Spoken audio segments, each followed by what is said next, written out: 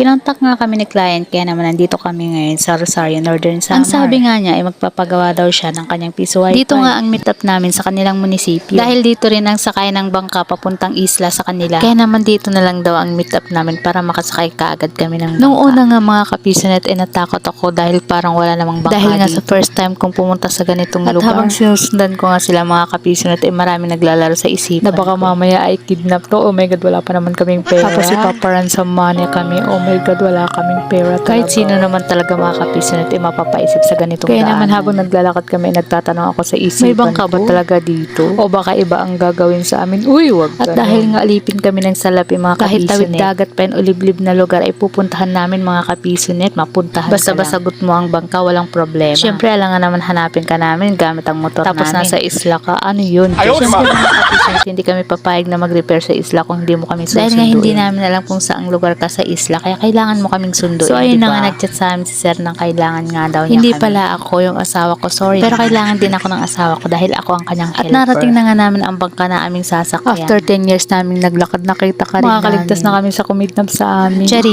narating na nga namin kung saan ang bangka at ang ganda naman talaga yung ng view dito. Yung ma-amaze ka sa ganda ng bakawan. Tapos nakalimutan mong kinidnap ka na pala, Chari. Sa totoo lang, ang ganda naman talaga. Na nakakatakot. Feeling ko kasi may anaconda sa ilalim parang ng tubig. Ganito kasi yung scene ng anaconda. Yung napanood ko sa movie na habang nagbabangka sila ay merong sumusunod sa kanilang malaking ahas. O aminin nyo, alam nyo din yun dahil napanood nyo yun, batang sinundo 90s. Nga pala kami ni Sir gamit ang kanilang lang naman eroplano ay di sana nasa himpapawid. Ang suplado naman ni Sir, hindi na nga kami kinakausap, tinatalikuran pa. Charis, ganun talaga. Maingay kasi ang makina ng bangka kaya galit-galit muna kami, wala mo nang usap. Ito na nga ang problema ni Sir about sa kanyang piso wifi. Wala nga daw signal ang kanilang internet at hindi makakonek ang mga client. Ang sabi nga ni Sir ay pinarepair naman na daw niya ito doon sa mismong builder. Ang kaso nga lang ay bumabalik pa rin talaga ang laki na nga daw ng nagastos niya sa pagpapagawa lang. Kaya naman naghanap si Sir ng ibang technician baka sakaling magawa. So ayun na nga, dinala ni Sir ang kanyang piso wifi sa mismong shop na para naman daw ma-check ng asawa ko ng maayos. Dahil kapag home service kasi ay limited lang ang oras. Dahil hindi siya makapag-focus sa pagre-repair dahil wala doon ang mga gamit. Nung dinala sa amin ni Sir ang kanyang piso wifi ay kakaiba ang build ng technician. Ay nasa labas ng box ang custom board. Basta lahat ng laman ng piso wifi ay nasa labas. Makikita mo lang sa loob ay ang coin slot. I mean nasa gilid ng piso wifi box. Kaya naman ang tanong namin dun sa may-ari, paano pag nabasa? Dahil nga sa laging naulan dito sa amin. Ang sagot sa amin ng may-ari ay hindi niya daw alam. Dahil gano'n na nga daw nung binili niya sa builder. So ayun na nga, wala nang masyadong paliwanagan. Alam na ng asawa ko ang gagawin dyan. At nung chinek nga niya ang piso wifi ni Sir ay sira nga ang kanyang board. Kaya naman pinalitan ng kanyang custom board para naman gumana na at magamit at nakarating na nga kami dito sa kanilang grabe, isla. Napaka-negosyante talaga ng ating mga client. Meron nga silang ukay-ukay gasoline at sari-sari store sila, Sir. O diba hindi sila nag-i-stick lang sa isang source dapat of talaga income. Sa panahon ngayon dapat marami kang source of income. Dahil nga sa mahal ng bili